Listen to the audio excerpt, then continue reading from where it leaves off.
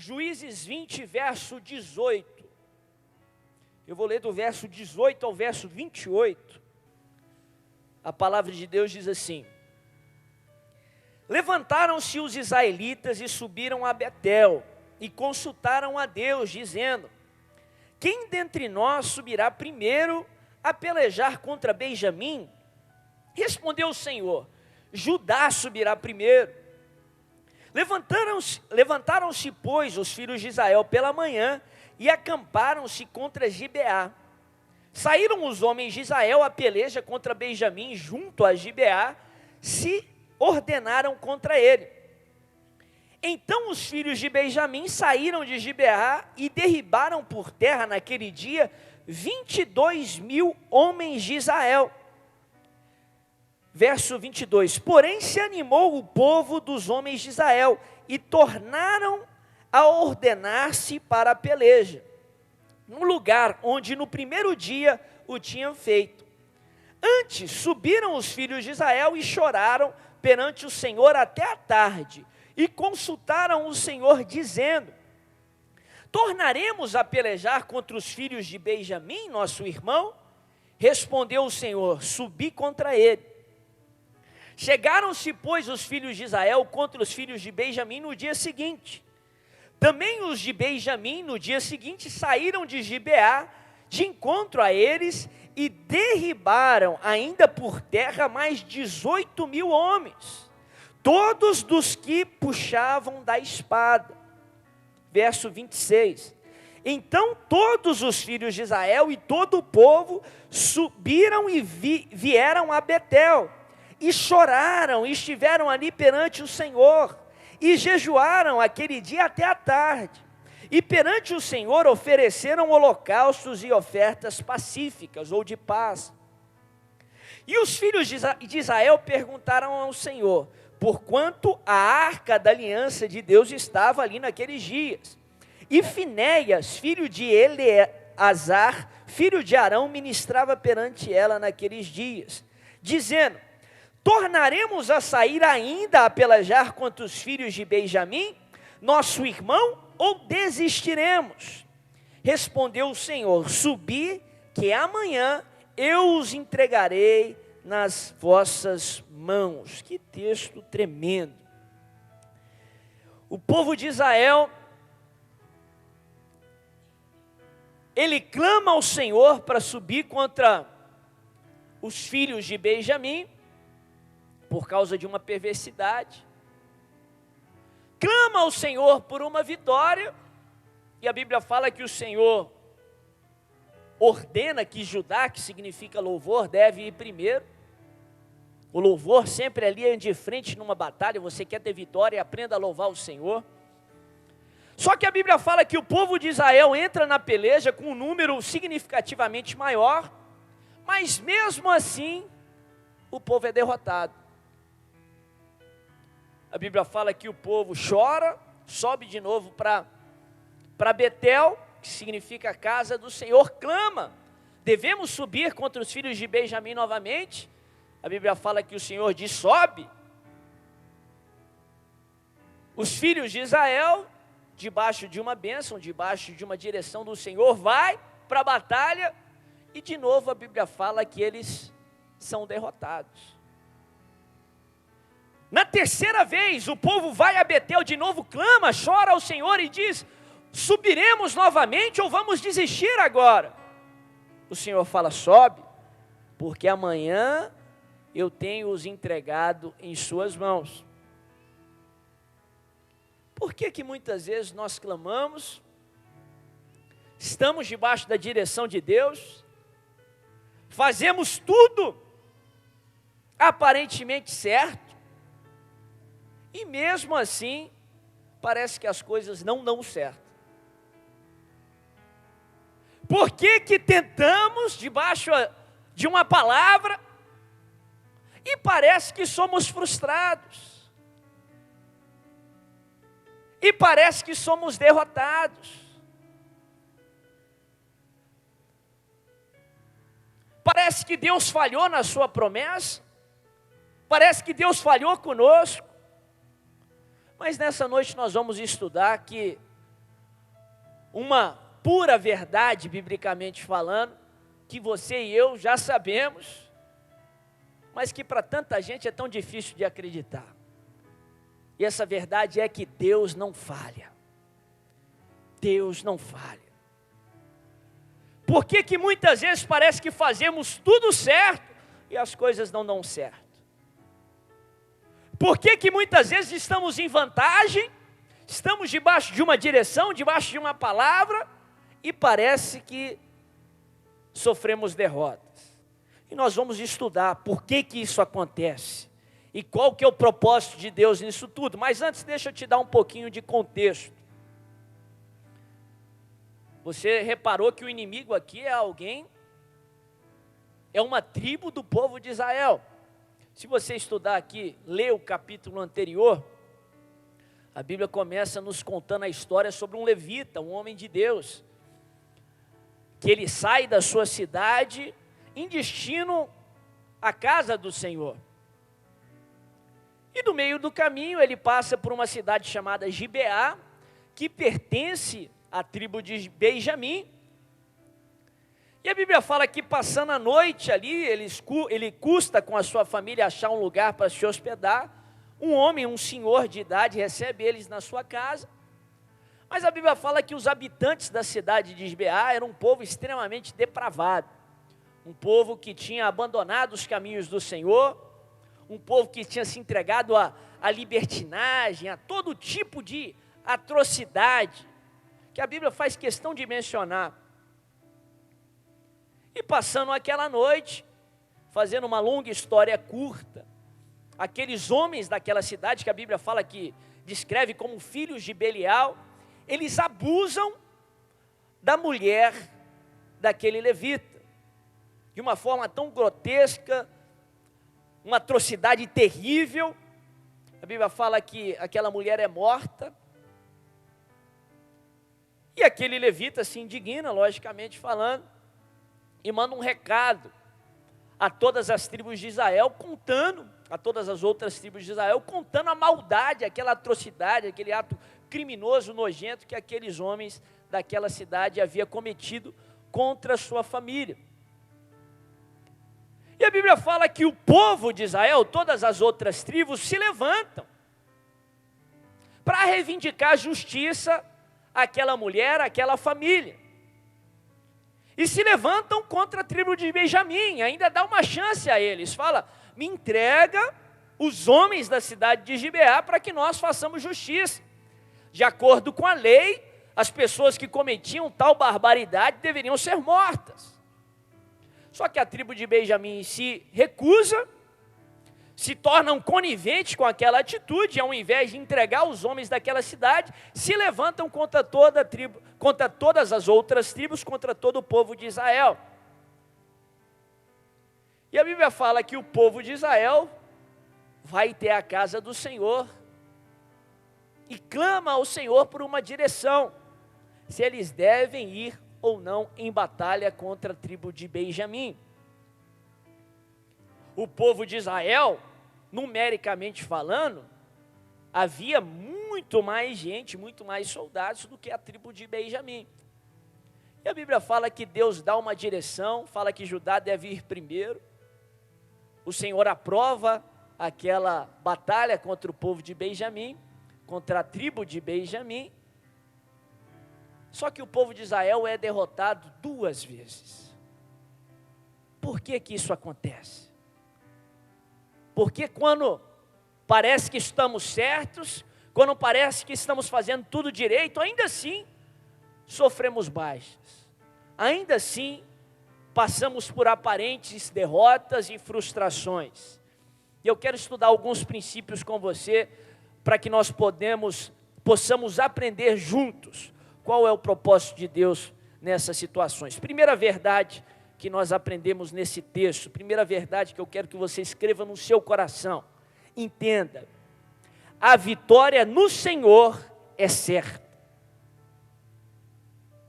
Ou colocando de uma melhor maneira, no Senhor a vitória é certa. Fala comigo, no Senhor a vitória é certa. O povo batalhou 2 vezes, não conseguiu.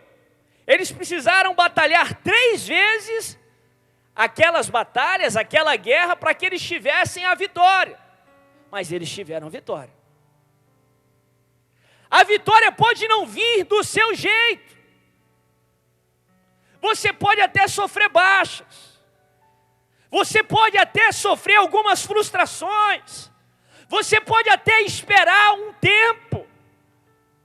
Você pode esperar talvez um longo tempo. Mas entenda isso em nome do Senhor Jesus. No Senhor a sua vitória é certa. Ela pode até não vir do seu jeito, mas é certo que ela vai vir. Você pode até passar pela cruz, mas no 3º dia vem a ressurreição. Você pode até passar no meio da tempestade, pensar que o seu barco vai afundar, mas no meio da tempestade, você pode estar longe da margem, o Senhor Jesus vai te encontrar e vai te levar para o outro lado. No Senhor a vitória é certa.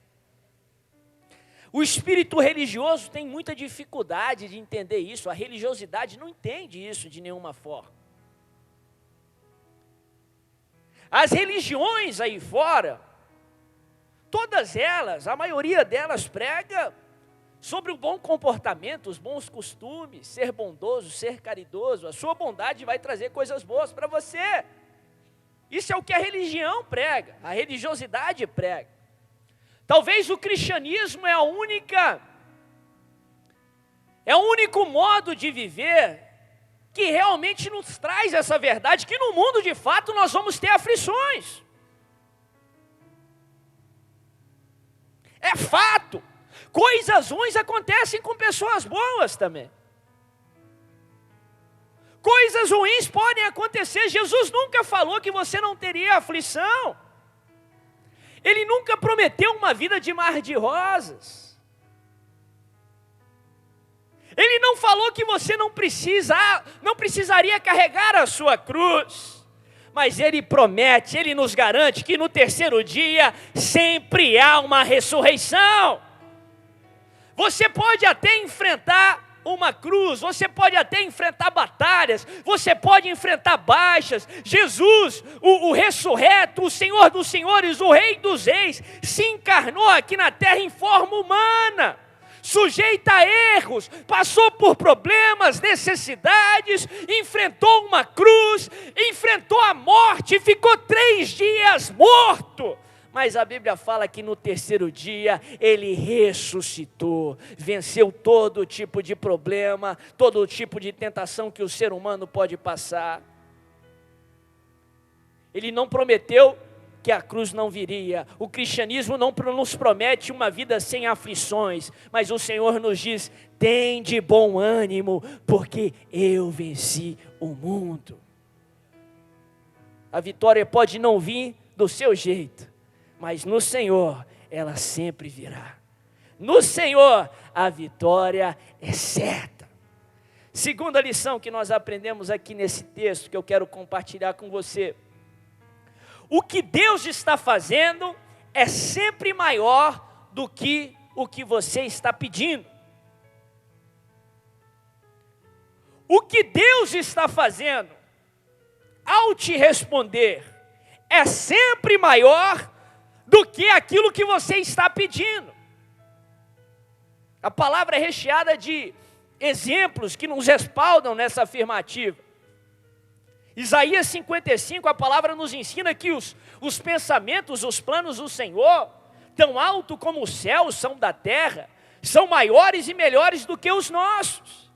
Efésios 3:20 nos ensina que Ele é capaz, em Cristo Jesus, que habita em nós e nós nele, de fazer infinitamente mais de tudo aquilo que pedimos ou pensamos. O que Deus está fazendo ao te responder é muito maior do que a resposta em si que Ele está te dando. A história de Davi com Golias é um exemplo muito claro disso, e é uma figura muito clara daquilo que Deus tem para nós. Quando Golias ficou chamando um guerreiro para duelar com ele,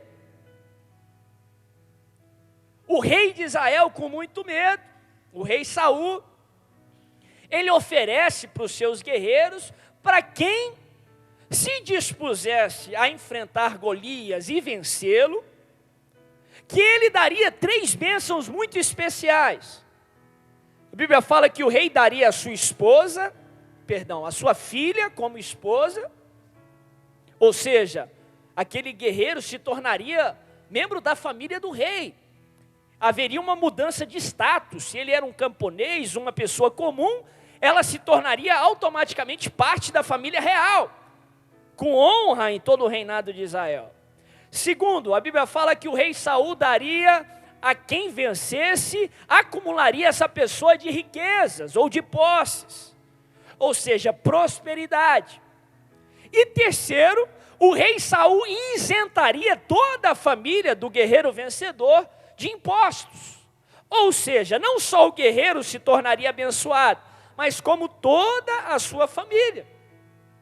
Enquanto Davi estava se dispusendo, estava querendo derrotar Golias, o rei não só daria vitória sobre Golias, mas também faria com que ele se tornasse membro da família real, acumularia ele de prosperidade e abençoaria toda a sua casa. Ora, a Bíblia é muito clara que o rei Saul era muito limitado, cheio de erros, não tinha controle nenhum daquela situação. Mas o rei Saul ali, o rei de Israel, era uma figura do rei dos reis, aquele que nunca perde o controle da situação.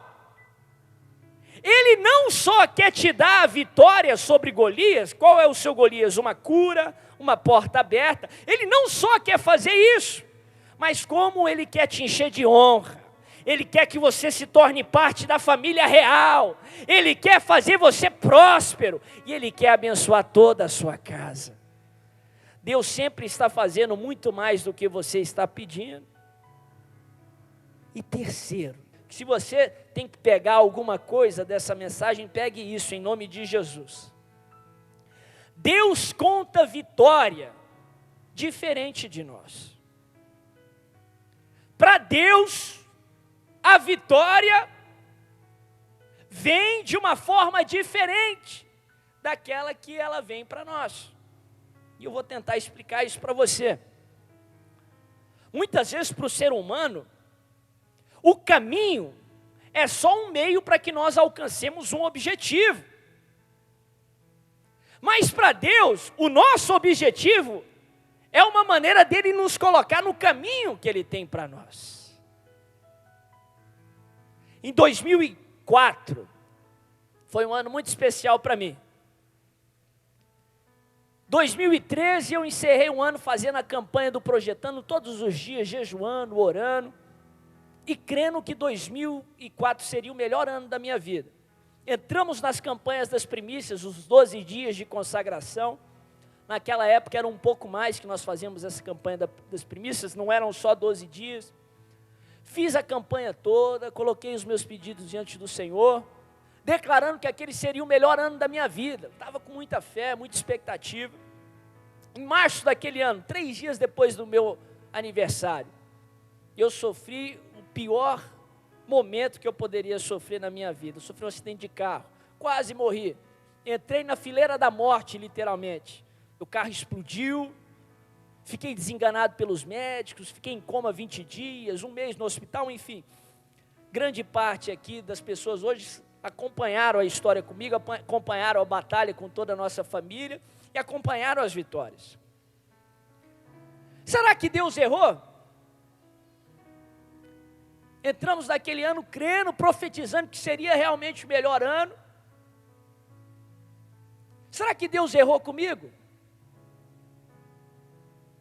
Aquele povo clamou pela vitória, clamou pela direção do Senhor, o Senhor deu. Primeira vez foram derrotados. Se você prestar atenção nos detalhes, era um exército de 400 mil soldados contra um exército de um pouco mais de 25 mil pessoas. e mesmo assim foram derrotados. Na segunda batalha, subiram para a casa do Senhor, clamaram a Ele: devemos ir. O Senhor disse: vai. Mais uma vez são derrotados. Eu custei muito a entender isso. E aos poucos o Espírito Santo na palavra foi nos trazendo luz. O povo de Israel, eles contaram vitória só depois que venceram aquela batalha, na terceira vez. Deus, por um outro lado, Ele contou vitória desde a primeira batalha. Sabe por quê? Deus contou vitória quando mesmo depois da derrota, mesmo depois da frustração, o povo se reúne novamente e sobe para a casa do Senhor e se prostra na presença dEle e não desiste de lutar. Você pode contar vitória quando você aniquila os seus inimigos. Deus conta vitória quando você não desiste de lutar. Quando você não desiste de crer. Hebreus 10, verso 35, não abra mão da vossa confiança, porque ela será ricamente recompensada. Verso 36, com efeito, tendes necessidade de perseverança, para vendo feito a vontade de Deus, alcanceis a promessa. No livro de Jó, a palavra de Deus nos ensina que Satanás estava lá perto do Senhor e Deus, Ele puxa o diálogo com o diabo e diz assim: você, primeiro pergunta de onde ele veio, o diabo fala, aí pergunta: você já viu meu servo Jó? Ninguém há na terra tão justo como ele. O diabo fala para Deus: mas Deus, é fácil servir ao Senhor dessa forma. Em outras palavras, lógico. Ele tem tudo, o Senhor abençoa ele com tudo. Tira alguma coisa que ele tem. Tira os seus bens, para ver se ele não vai te negar. O Senhor fala: pode tirar, mas não toca nele. O diabo vai, tira todos os bens, mata muita gente na sua família. E a Bíblia fala que Jó não nega ao Senhor. Pelo contrário, é muito bonito o que Jó fala. Fala: Deus me deu e Deus tirou. Louvado seja o nome do Senhor. Poderia viver com a bênção, não poderia viver com a maldição. Se Deus me deu, tudo é dele mesmo. A Bíblia fala que o diabo vai ter com Deus de novo. E Deus se gaba de Jó. Você viu meu servo Jó? Você tocou nele, mas mesmo assim ele permaneceu fiel. Ele permaneceu crendo. Ele permaneceu confiando em mim.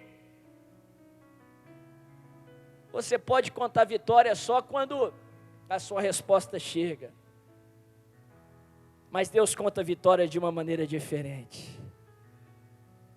Mesmo mesmo diante dos problemas, quando você decide subir à casa do Senhor novamente, quando você decide fazer mais uma campanha, quando você decide orar novamente, quando você decide confiar mais uma vez, quando você decide não desistir, isso é vitória para os céus celebram.